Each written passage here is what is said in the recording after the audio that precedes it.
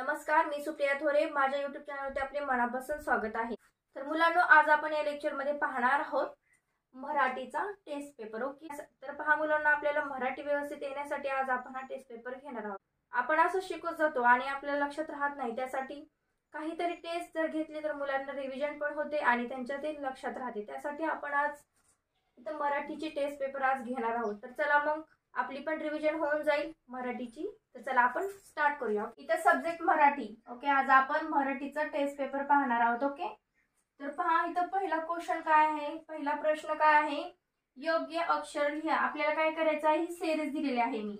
तर त्या सिरीज मध्ये जो इथं अक्षर येणार आहे तो आपल्याला लिहायचा आहे. पहा, ही सिरीज सोडवण्यासाठी तुम्हाला मराठी मुळाक्षरे अ ते ज्ञ पर्यंत तुम्हाला आलीच पाहिजे, त्याशिवाय तुम्ही हे सिरीज सोडवू शकत नाही. मुलांना बऱ्याचदा मुळाक्षरे येत नाहीत आणि त्यामुळे त्यांना हा क्वेश्चन सोडवण्यास खूप प्रॉब्लेम येतो. यासाठी दररोज मुळाक्षरे म्हणत जावा. म्हणल्याने काय होतं, तुमच्या ते कायम लक्षात राहतात आणि तुम्हाला प्रश्न सोडवण्याला काहीच प्रॉब्लेम येत नाही. तर चला मग आपण सोडूया. पहा, ही सिरीज कुठून कुठपर्यंत आहे, प पासून ते र पर्यंत. म्हणजे आपल्याला प ते र मुळाक्षरे आलीच पाहिजेत, तरच आपण हा क्वेश्चन सोडवू शकतो. तर चला म्हणूया, प ह ब म.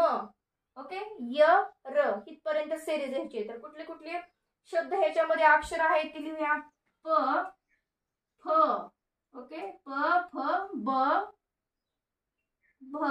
ओके, म य. ओके, ही सिरीज मी लिहून दाखवलेली आहे. तुम्ही पण अशीच व्यवस्थित ती लिहायची आहे.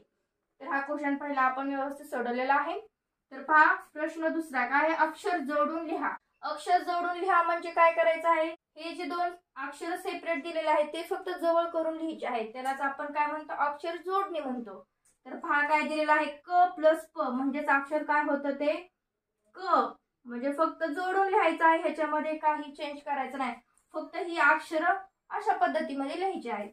दुसरा आ प्लस ई, काय होता शब्द आई. ओके, फक्त असं लिहायचं आहे. ओके, म प्लस न मन. ओके, फक्त हा एवढा साधा सिंपल क्वेश्चन आहे आणि तोच मुलांना कळत नाही कसं लिहायचं ते. ओके, तर तो असा लिहायचा. हा प्रश्न तिसरा काय, म या अक्षराभोवती गोल करा. पहा, म या अक्षराभोवती काय करायचं आहे, आपल्याला गोल करायचं आहे. फक्त ही ह्या राऊंड मध्ये कुठले कुठले अक्षर दिलेले आहेत त्याच्यामध्ये म कुठला आहे त्यालाच फक्त गोल करायचा. पहा पहिली सिरीज स ह म य. म कुठं आहे, इथे. तर फक्त ह्याला गोल करायचं आहे. क ख ग म. ओके, फक्त म या अक्षराला राऊंड करायचा. प म ब भ. तर इथं म आहे, फक्त एवढंच करायचं आहे, बाकी काही करायचं नाहीये. ओके, तर हे क्वेश्चन तुम्ही पण स्वतः व्यवस्थितपणे लिहा म्हणजे तुम्हाला आणखीन अजून लक्षात येईल. तर चला आता आपण प्रश्न चौथा पाहूया. ओके, हे सर्व ब्लॅकबोर्ड वरच तुम्ही लिहून घ्या. ओके, तर पहा इथं प्रश्न चौथा काय आहे, सारख्या शब्दांच्या जोड्या लावा. काय करायचं आहे, इथं सारखा शब्द कुठला आहे त्याला जोड्या लावायच्या आहेत. तर कुठले कुठले शब्द आहेत, कप मग साप वर, आणि इकडं साप वर मग कप. फक्त इकडे जे सारखे शब्द आहेत त्या सगळ्यांच्या एकमेकांना जोड्या लावायच्या. तर चला लावूया. कप, इथं कप कुठं आहे, इथे. तर याची जोडी इथे लावायची आहे अशी. मग इथं मग कुठं आहे, इथे. अशी जोडी लावायची. साप, फक्त सारखा शब्द बघायचा आहे, बाकी काही बघायचं नाही. तर अशा पद्धतीने ह्या जोड्या लावायच्या आहेत. ओके, तर प्रश्न पाचवा काय आहे, वेगळ्या अक्षराला गोल करा. तर ह्याच्यामध्ये वेगळे कुठले अक्षर आहेत आणि सेम कुठले अक्षर आहेत ते व्यवस्थित बघायचं आहे. त्यातला फक्त एकच वेगळा अक्षर आहे, त्या एकच वेगळ्या अक्षराला गोल करायचा. पहा, ग घ ग ग. सगळीकडे ग आहे, फक्त एकच ग आहे, तर हा वेगळा आहे म्हणून ह्याला गोल करूया. म य य य. पहा, सगळीकडे य आहे आणि फक्त हाच म आहे, मग मला गोल करूया.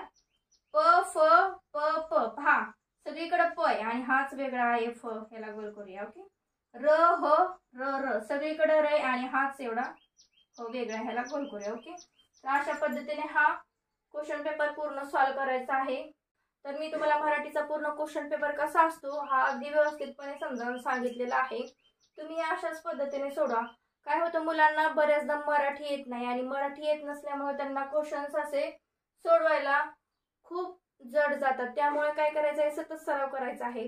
मराठीचे मुळाक्षरे खूप महत्त्वाचे आहेत, ते पहिल्यांदा शिकून घ्यायचे आहे, तरच आपण पूर्ण मराठी अगदी व्यवस्थितपणे शिकू शकतो. त्यासाठी मूळ अक्षरे आणि बाराखडी खूप महत्त्वाची आहे. ओके, आय होप मी आज तुम्हाला मराठीचा टेस्ट पेपर चांगल्या प्रकारे सोडवून दाखवलेला आहे. तर तुम्हाला टेस्ट पेपर अगदी सहज समजला असेल तर तुमच्या फ्रेंडला नक्की शेअर करा आणि असेच नॉलेजेबल व्हिडिओ पाहण्यासाठी एसटी स्टडी गाईड एज्युकेशन चॅनलला नक्की सबस्क्राईब करा. तर चला आता आपण अशाच भेटूया पुढच्या व्हिडिओमध्ये. तोपर्यंत सर्वांना माझा नमस्कार. Thank you so much.